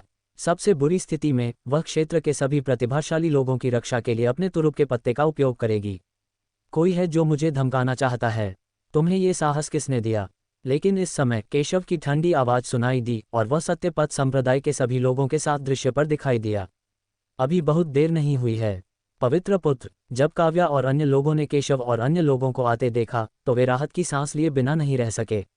परमेश्वर का पुत्र यहाँ है, तुम ठीक हो? केशव ने काव्या और अन्य लोगों को देखा और जब उसने उनके शरीर पर निशान देखे तो उसकी आंखों में हत्या के इरादे का संकेत था। उनका उद्देश्य जी युक्सी और अन्य को मारना है। यदि न्यान किंगजुन और अन्य लोगों ने मदद नहीं की होती, यदि वे एक कदम भी देर से आए होते, तो संभवतः वे दूसरे पक्ष के हाथों मारे गए होते। हम ठीक हैं। केशव की चिंता सुनकर काव्या और अन्य लोग भावुक हो गए। पवित्र पुत्र के साथ उन्हें पूरी तरह से सुकून मिला। केशव ने उन्हें ताकत वापस पाने में मदद करने के लिए गोलियां दीं। फिर केशव ने रूपाली की ओर देखा और कहा, मिस नियान, आज आपकी मदद के लिए धन्यवाद। मैं आपका एहसानमंद हूँ। हालांकि वह न्यान किंगजुन की मदद के बिना भी पकड़ सकता था, लेकिन निस्संदेह ऐसी परिस्थितियों में सत्यपथ संप्रदाय की मदद करने का साहस करने के लिए बहुत साहस की आवश्यकता थी। आखिर हर कोई मंगल साम्राज्य संप्रदाय को चुनौती देने की हिम्मत नहीं करता। अगर दूसरे लोग ऐसी स्थिति का सामना करते हैं तो वे शायद चुपचाप खड़े होकर देखते रहेंगे, हस्तक्षेप करने की हिम्मत नहीं करेंगे। कोई बात नहीं केशव, तुमने पहले भी मेरी मदद की थी। अब जब मैंने सत्यपथ संप्रदाय के एक शिष्य को संकट में देखा है तो स्वाभाविक रूप से मैं इसे अनदेखा नहीं कर सकता। रूपाली ने हाथ हिलाकर आश्चर्य से कहा, उसे उम्मीद नहीं थी कि सत्यपथ संप्रदाय और केशव के बीच का रिश्ता इतना गहरा होगा। ठीक है, बाकी मुझ पर छोड़ दो। केशव ने ये सुना और बोला। फिर उसने G2 टॉवर में सभी को ठंडेपन से देखा। लड़के, तुम कौन हो? श्रीनिवास की आंखें थोड़ी सिकुड़ गईं। उसे उम्मीद नहीं थी कि रूपाली का पहले आना उसकी अच्छी बात बिगाड़ देगा और लोगों का एक और समूह आ गया। यद्यपि केशव और अन्य लोग बहुत मजबूत नहीं लग रहे थे, फिर भी उन्हें खतरे का एहसास हुआ। क्या तुम एक बेवकूफ़ हो? मैंने उन्हें अपना नाम पुकारते नहीं सुना। बताओ, आज तुम कैसे मरना चाहते हो? केशव ने ठंडे स्वर में कहा कि उसे इस बात की परवाह नहीं है कि मंगल साम्राज्य के लोग कैसे अंदर आए और उसे G2 टॉवर के लोगों से कोई शिकायत नहीं है। लेकिन ये तथ्य कि वे सत्यपथ संप्रदाय के लोगों को मारना चाहते थे, केशव के लिए उन्हें मौत की सजा देने के लिए पर्याप्त था। आपकी किस तरह से मरने की इच्छा है? हाँ, यह अब तक का सबसे मज़ेदार चुटकुला है जो मैंने सुना है। बेटे, मैंने कभी नहीं सोचा था कि तुम सत्यपथ संप्रदाय के पवित्र पुत्र हो। मैंने सुना है कि सत्यपथ संप्रदाय दक्षिया के 4 प्रमुख संप्रदायों में से एक है। उन्होंने तुम्हें, एक चींटी को जो स्वर्ग और पृथ्वी की विशालता को नहीं जानती, पवित्र पुत्र होने दिया। ऐसा लगता है कि सत्यपथ संप्रदाय वास्तव में पतन की ओर अग्रसर है। केशव की बातें सुनकर G2 टॉवर के लोग क्रोधित नहीं हुए बल्कि हंसे और उसका मजाक उड़ाने लगे। तो आप सत्यपथ संप्रदाय के पवित्र पुत्र हैं। हालांकि आप एक बच्चा जो स्वर्ण भ्रूण क्षेत्र में भी नहीं है, हमें मारना चाहता है। ये केवल एक मजाक है, लेकिन चूंकि आप मरना चाहते हैं इसलिए मैं आपकी इच्छा पूरी करूंगा। श्रीनिवास मूल रूप से केशव से थोड़ा डरता था, लेकिन केशव की बातें सुनने के बाद वह हंसने से खुद को रोक नहीं सका। पता चला कि वह तो एक बच्चा है जो अपनी जगह नहीं जानता। अगर वह रूपाली होता तो भी वह थोड़ा सतर्क होता, क्योंकि रूपाली की ताकत जगजाहिर है। वह दक्षिया में एक प्रसिद्ध प्रतिभाशाली व्यक्ति है और उसे यह बात पता है, भले ही वह मंगल साम्राज्य में एक प्रतिभाशाली व्यक्ति हो। लेकिन उसने इस आदमी केशव के बारे में कभी नहीं सुना था और केशव की ताकत अभी तक स्वर्ण भ्रूण क्षेत्र को भेद नहीं पाई थी। हालांकि उसे नहीं पता था कि केशव सत्यपथ संप्रदाय का पवित्र पुत्र कैसे बना, लेकिन इतनी ताकत के साथ वह उन्हें मौत की सजा देना चाहता था और उन सभी को मार डालना चाहता था। क्या मजाक है। इसके बजाय उसने राहत महसूस की और अब केशव को गंभीरता से नहीं लिया। हाँ, मास्टर वांग, मुर्गे को मारने के लिए कसाई के चाकू का इस्तेमाल क्यों? मैं उससे निपट लूंगा और फिर मैं आपको उसका सिर दे दूंगा। इस समय उनके बगल में बैठे एक प्रतिभाशाली व्यक्ति ने अपनी बात रखी और स्वेच्छा से आगे आए। गोहान, चूंकि तुम कार्रवाई करना चाहते हो तो करो, याद रखना पीछे मत हटना। श्रीनिवास ने यह सुना और सिर हिलाया, जिससे गोहान को कार्रवाई करने की अनुमति मिल गई। आखिरकार वह सत्यपथ संप्रदाय का पवित्र पुत्र है। अगर वह सरल नहीं है तो गोहान केशव की ताकत भी परख सकता है।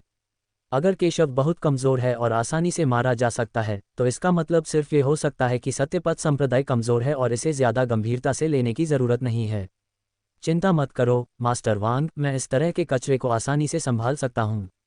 गोहान ने उपहास करते हुए कहा कि सत्यपथ संप्रदाय के लोगों का पीछा किया गया था और उन्हें घबराहट में भागना पड़ा। अगर रूपाली और अन्य लोग नहीं आते तो वे बहुत पहले ही मर गए होते। स्वाभाविक रूप से वह केशव के बारे में बहुत ज़्यादा नहीं सोचता था। धमाका। जैसे ही उसने बोलना समाप्त किया, उसके शरीर से हिंसक शक्ति निकली। इस भयानक शक्ति के कारण क्षेत्र के कई प्रतिभाशाली व्यक्तियों को अपना भाव बदलना पड़ा। ताकत के मामले में मंगल साम्राज्य के लोग वास्तव में दक्षिया के लोगों से कहीं अधिक मजबूत हैं। सूर्य ऊर्जा संप्रदाय के कई लोग भी बहुत सतर्क थे। उन्हें उम्मीद नहीं थी कि गोहान इतना शक्तिशाली होगा।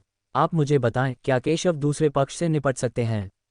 सूर्य ऊर्जा संप्रदाय के एक विद्वान ने उत्सुकता से कहा कि हालांकि केशव सत्यपथ संप्रदाय का पवित्र पुत्र बनने के लिए कोई अनजान व्यक्ति नहीं होगा, लेकिन उसने पहले ज्यादा ताकत नहीं दिखाई थी। उसने सिर्फ कीर्ति को हराया था। उसके बाकी कामों के बारे में उन्हें ज्यादा जानकारी नहीं थी। दूसरी पार्टी संभवतः केशव की प्रतिद्वंद्वी नहीं हो सकती।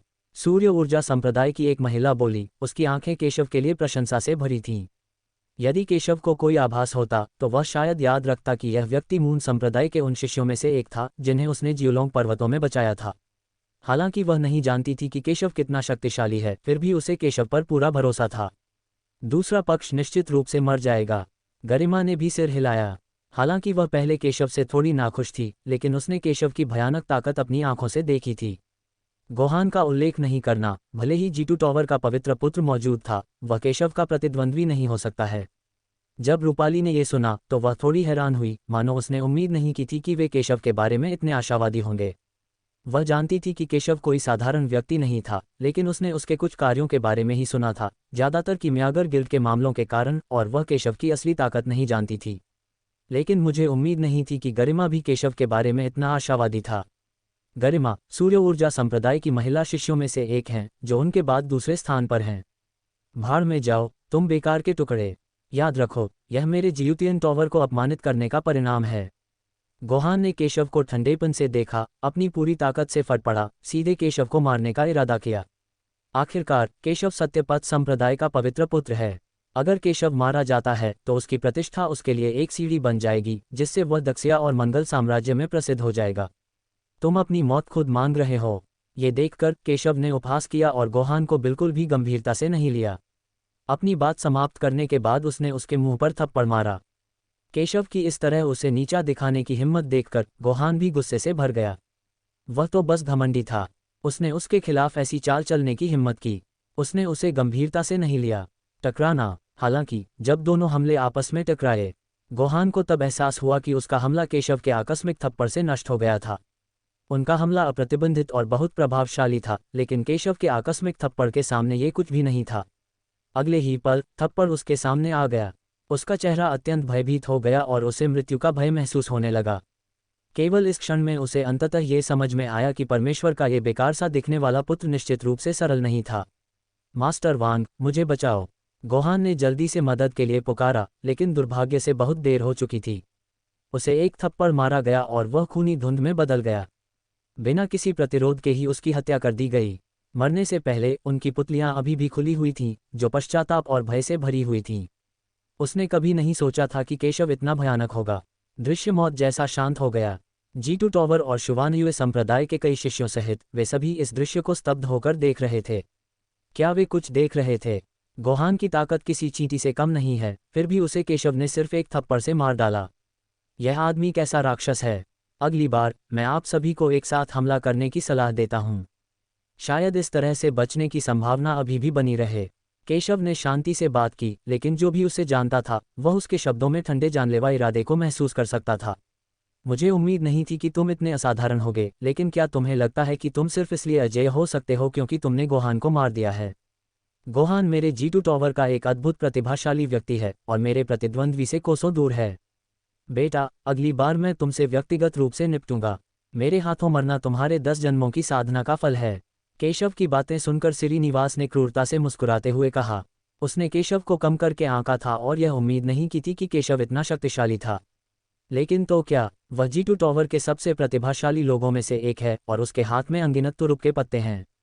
उसे यकीन नहीं है कि वह केशव से निपट नहीं सकता, इसलिए वह खुद कार्रवाई करने और केशव को बलपूर्वक दबाने के लिए तैयार है। श्रीनिवास को अपनी ताकत पर पूरा भरोसा था। रूपाली को भी मानना पड़ा कि श्रीनिवास साधारण नहीं था। वह जानती थी कि श्रीनिवास का जागृत वंश शक्तिशाली था और उसका शरीर विशेष था। गड़गड़ाहट। श्रीनिवास के शरीर से एक अजेय और शक्तिशाली बल सीधे फट गया और शक्तिशाली आभा ने मैदान में अनगिनत लोगों को दबा दिया और उनके चेहरे बदल दिए। स्वर्ण भ्रूण क्षेत्र, सच्चा स्वर्ण भ्रूण क्षेत्र। इसके अलावा श्रीनिवास का स्वर्ण भ्रूण क्षेत्र अभय के स्वर्ण भ्रूण से कहीं अधिक मजबूत है। यह एक वास्तविक स्वर्ण भ्रूण क्षेत्र है। Golden embryo level 2। श्रीनिवास 9 स्वर्ग टॉवर का शीर्ष संत पुत्र भी नहीं है, लेकिन उसकी ताकत पहले से ही बहुत प्रभावशाली है। आखिर वह वास्तव में कितना शक्तिशाली है? क्या केशव वांगलोंग के साथ प्रतिस्पर्धा कर सकता है? सूर्य ऊर्जा संप्रदाय के कई लोग हिंसक रूप से कांप रहे थे। उनकी आंखें भय और निराशा से भरी हुई थीं और यहाँ तक कि उनके शरीर भी कांप रहे थे। ऐसा कहा जाता है कि मंगल साम्राज्य के प्रतिभाशाली लोग मंगल साम्राज्य के बलवान लोगों से कहीं अधिक बलवान होते हैं और यह वास्तव में सत्य है। अरे बच्चे, ऐसे संघर्ष करना बंद करो। तुम कितने भी अजीब क्यों ना हो, तुम मेरे सामने कुछ भी नहीं हो। मैं तुम्हारे जैसा हारा हुआ इंसान नहीं हूं जिससे मुकाबला कर सकूं। श्रीनिवास मुस्कुराया और केशव पर उपहास किया। मुझे नहीं पता कि जो लोग मुझे मारने की धमकी दे रहे थे वे कितने शक्तिशाली थे, लेकिन उनका अंतिम हश्र एक ही था। क्या आप ये जानते हैं? केशव ने ये सुना और व्यंग्यात्मक ढंग से कहा, ये तो मौत है। केशव उदासीन दिख रहा था। वे तो बस कूड़े का एक ढेर हैं, वे मेरी तुलना कैसे कर सकते हैं? आज मैं तुम्हें एक कूड़े के टुकड़े को वास्तविकता का सामना करवाऊंगा। ये सुनकर श्रीनिवास स्वाभाविक रूप से दुखी हुआ। उसने सोचा कि केशव उसकी तुलना उस बेकार आदमी से कर रहा है जिसे केशव ने हराया था। अगले ही क्षण उसके हाथ में एक काली तलवार प्रकट हुई जो अत्यंत तेज थी, मानो वह दुनिया की हर चीज को काट डालेगी। यह एक उच्च श्रेणी का पृथ्वी स्तरीय हथियार है। स्वर्गीय हथियार स्तर तक पहुंचने से केवल एक कदम दूर। एक तलवार, मुझे केवल एक तलवार चाहिए, मैं तुम्हें मार सकता हूं हारे हुए। अब मर जाओ। श्रीनिवास ने केशव को ठंडेपन से देखा। उसके हाव भाव बेहद विद्रोही थे। उसने केशव को जरा भी गंभीरता से नहीं लिया। उसने केशव को ऐसे देखा जैसे वो कोई कूड़ा कचरा हो जिसे जब चाहे कुचला जा सके। धमाका। अगले ही क्षण उसके हाथ से एक ठंडी तलवार जैसी रोशनी निकली जो लगातार उसके चारों ओर की आध्यात्मिक ऊर्जा को निगल रही थी। एक पल में तलवार की रोशनी अचानक 30 फुट से भी ज्यादा बड़ी हो गई और केशव की ओर टूट पड़ी। वह जहां भी गुजरती अजेय होती। यह एक शीर्ष ग्रेड पृथ्वी स्तरीय मार्शल आर्ट है जिसमें श्रीनिवास ने महारत हासिल की है, जिसे तलवार भक्षण स्लैश कहा जाता है। जब ये तलवार निकाली गई तो कई क्षेत्र ढहने के कगार पर थे, कांप रहे थे और कई लोग पीछे हट गए। श्रीनिवास गोहान से बहुत अधिक शक्तिशाली है। हालांकि केशव ने तलवार को तिरस्कार और उपहास के भाव से देखा। तुम मुझे सिर्फ इस एक तलवार से मारना चाहते हो? तुम्हें ये साहस किसने दिया? केशव ने तलवार को बिल्कुल भी गंभीरता से नहीं लिया, बल्कि अपना हाथ उठाया और सीधे उस पर थप्पड़ मार दिया। स्नैप। जिस क्षण इस ठंडी तलवार की रोशनी ने केशव के हमले को मारा, ये केशव के थप्पड़ से नष्ट हो गई और बिना किसी निशान के गायब हो गई। यहां तक कि केशव को भी कोई चोट नहीं आई। ये दृश्य देखकर सारा दर्शक स्तब्ध रह गया।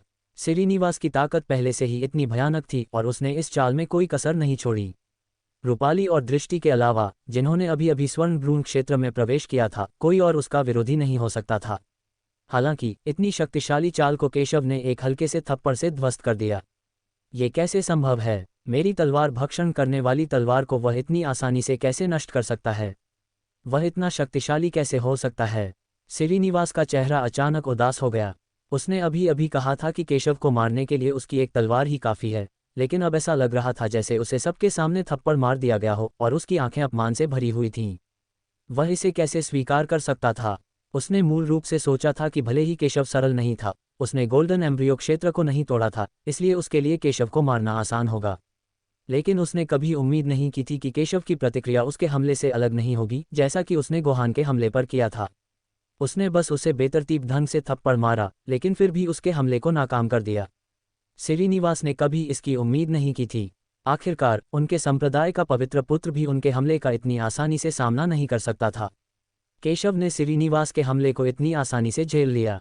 ऐसा लगता है कि हम सभी ने केशव की ताकत को कम करके आंका है। लगता है हम सब बच गए। हर कोई यह कहने से खुद को नहीं रोक सका, ये बेकार है। श्रीनिवास का असली आतंक उसकी शक्तिशाली रक्तरेखा शक्ति में निहित है और केशव का कोई रक्तरेखा नहीं है।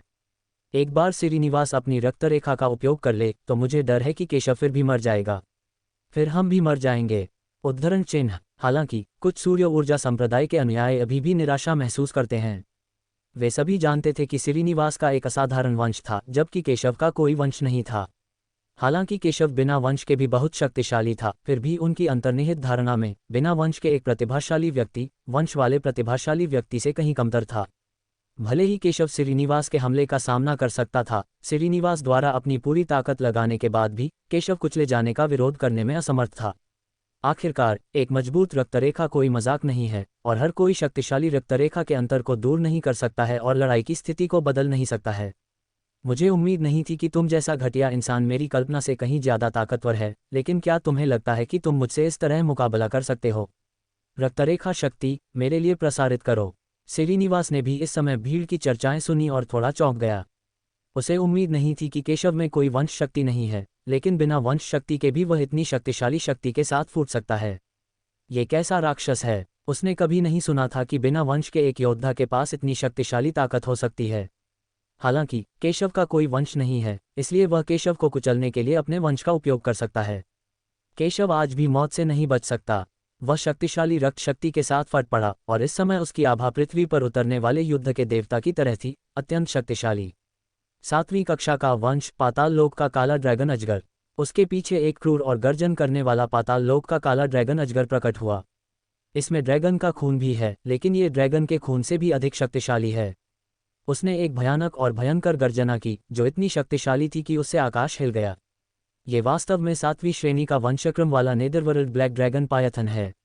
ऐसा कहा जाता है कि यह पहली बार है जब श्रीनिवास ने अपनी रक्त शक्ति का उपयोग किया है।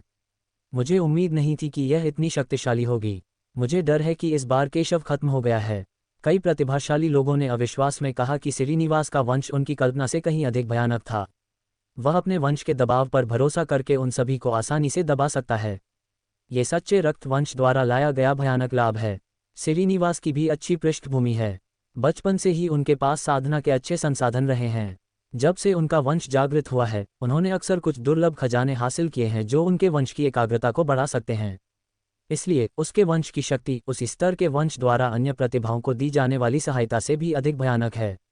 समान स्तर के रक्त के लिए सांद्रता जितनी अधिक होगी, शक्ति उतनी ही अधिक भयावह होगी। स्टॉप्ड। कई प्रतिभाशाली लोग चिंतित होकर केशव को देखने लगे। हालांकि केशव ने पहले भी कई शक्तिशाली प्रतिभाओं को हराया था, लेकिन श्रीनिवास की तुलना में वे अभी भी बहुत पीछे हैं। इसलिए वे चिंतित थे कि केशव का श्रीनिवास से कोई मुकाबला नहीं था। बेटे, तुम कोई साधारण व्यक्ति नहीं हो जो मुझे अपनी रक्त शक्ति का प्रयोग करने के लिए मजबूर कर रहे हो। मेरे हाथों मरना तुम्हारे लिए सम्मान की बात है। श्रीनिवास ने केशव को देखकर ठंडी मुस्कान दी, अपनी वंश शक्ति को सक्रिय किया और फिर सीधे मारने के लिए अपनी तलवार घुमाई।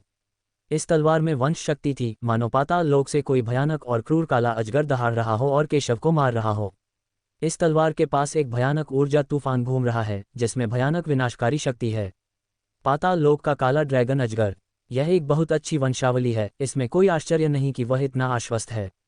ये देखकर केशव उदासीन दिखे और समझ गए कि श्रीनिवास इतना घमंडी क्यों था और दूसरों को नीची नज़र से क्यों देखता था। इतनी मजबूत रक्त संबंधी होने के कारण दूसरों को नीची दृष्टि से देखना वास्तव में संभव है। लेकिन आपके पाताल लोक के काले ड्रैगन अजगर का मुझ पर कोई प्रभाव नहीं है और इसका मुझ पर कोई निवारक प्रभाव भी नहीं है। मूल रूप से श्रीनिवास ने सोचा कि केशव डर गया था, लेकिन जब उसने केशव की शांत आवाज़ सुनी तो उसका चेहरा अचानक बदल गया। इस वक्त भी वो इतना शांत कैसे हो सकता है? या तो वो मूर्ख है या फिर अपनी काबिलियत पर भरोसा रखने वाला इंसान। केशव सत्यपथ संप्रदाय का पवित्र पुत्र बन सकता है, इसलिए वह निश्चित रूप से एक मूर्ख व्यक्ति नहीं है, जिसका अर्थ है कि वह केशव की क्षमता में आश्वस्त है। लेकिन वह नहीं जानता था कि केशव को उसका आत्मविश्वास कहाँ से मिला। केशव का कोई वंश नहीं है, वह अपने वंश की शक्ति का विरोध कैसे कर सकता है। केशव शांत दिख रहा था क्योंकि वह सीधे पाताल लोक के काले ड्रैगन अजगर को देख रहा था। तुम तो एक छोटा सा कीड़ा हो और तुमने मुझ पर हमला करने की हिम्मत की। तुम अपने आप को बहुत ज्यादा आंक रहे हो। केशव ने ठंडी सांस ली। पाताल लोक के काले ड्रैगन अजगर में ड्रैगन का खून था और स्वाभाविक रूप से अन्य रक्तवंशों पर उसका दमनकारी प्रभाव था। लेकिन अगर वह किसी और से मिलता तो वह सफल हो जाता, लेकिन उसकी मुलाकात केशव से हो गई। एक अर्थ में केशव की मानव रक्त रेखा को कोई रक्त रेखा नहीं कहा जा सकता है, लेकिन केशव की नज़र में ये दुनिया की सबसे अच्छी रक्त रेखा है। इसलिए पाताल लोक के ब्लैक ड्रैगन पायथन की रक्त रेखा का केशव पर कोई प्रभाव नहीं है। बूम! केशव ने अपना हाथ उठाया और तलवार को संघनित किया। एक संघनित तलवार के साथ उसने वास्तव में श्रीनिवास की पूरी ताकत वाली तलवार का सामना करने की योजना बनाई। सब लोग हैरान थे, उन्हें उम्मीद नहीं थी कि केशव इतना साहसी होगा। क्या आपको किसी दुर्घटना का डर नहीं लगता? श्रीनिवास ने यह देखकर उपहास किया और स्वाभाविक रूप से उसे विश्वास नहीं हुआ कि केशव उसके हमले का सामना कर सकता है। उसने अपने वंश की शक्ति का परिचय दिया और तलवार से पूरी ताकत से वार किया। यहाँ तक कि मंगल साम्राज्य के अन्य शीर्ष संप्रदायों के संत भी उसके प्रहार को कम आंकने की हिम्मत नहीं कर सकते थे। केशव खुद को क्या समझता है? आपकी हिम्मत कैसे हुई कि आप उसके हमले को इस तरह नज़रअंदाज करें और सोचें कि आप उसके हमले का सामना कर सकते हैं? केशव, जिसका कोई रक्त संबंध नहीं है, निश्चित रूप से उसका प्रतिद्वंद्वी नहीं हो सकता।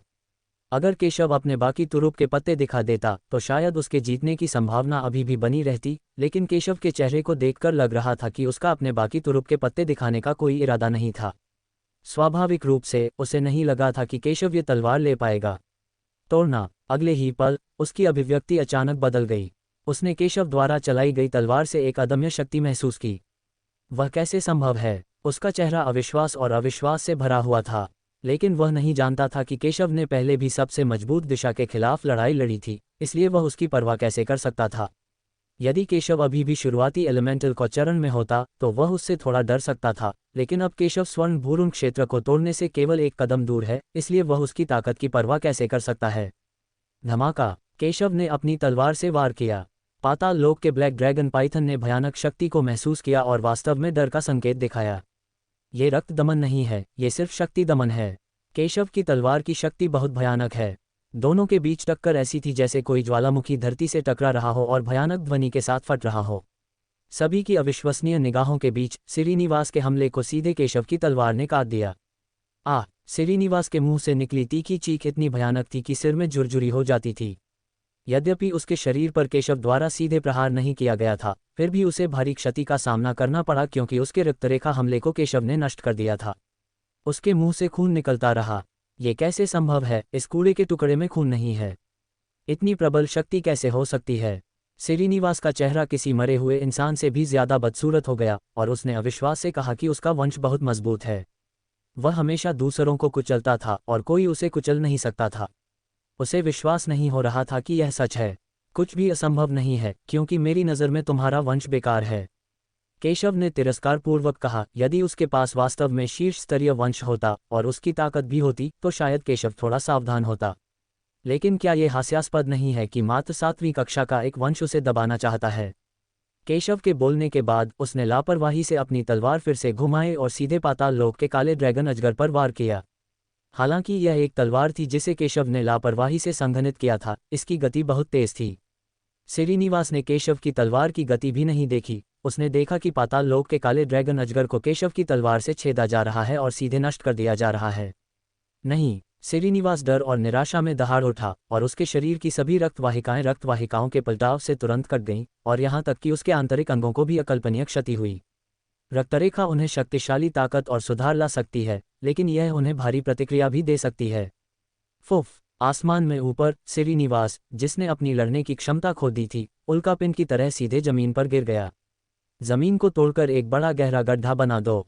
बहुत खूब! श्रीनिवास के मुंह से खून निकल रहा था। ये चौंकाने वाला लग रहा था। इस समय उसके शरीर की सारी हड्डियां टूट चुकी थीं। नहीं, यह असंभव है। युवा मास्टर वान कैसे हार सकते हैं? क्या मैं इसे सही ढंग से देख रहा हूं? इस क्षण G2 टॉवर में सभी लोग बेहद स्तब्ध रह गए। वे वहीं जम गए, उनके चेहरे मरे हुए लोगों से भी ज्यादा बदसूरत हो गए, मानो उन पर 9 स्वर्गों की दिव्य वज्रपात हो गया हो। एक पल के लिए वे अपने सामने की सच्चाई को स्वीकार नहीं कर पाए। हालांकि श्रीनिवास G2 टॉवर का पवित्र पुत्र नहीं है, फिर भी वह काफी शक्तिशाली है। उन्होंने श्रीनिवास को कभी पराजित होते नहीं देखा। ये पहली बार था जब उन्होंने श्रीनिवास को इतनी बुरी तरह पराजित होते देखा। जवाबी हमला करने की क्षमता लगभग नहीं बची है। उसने केशव की ताकत का भी ज्यादा उपयोग नहीं किया। इसे केशव ने इतनी आसानी से हल कर दिया। यह ऐसी बात है जिस पर कोई विश्वास नहीं कर सकता। क्या यह आदमी अभी भी इंसान है? सूर्य ऊर्जा संप्रदाय के सभी लोग, यहाँ तक कि रूपाली भी, समान रूप से स्तब्ध थे। वे सभी स्तब्ध और अवाक थे। रूपाली ने केशव को देखा।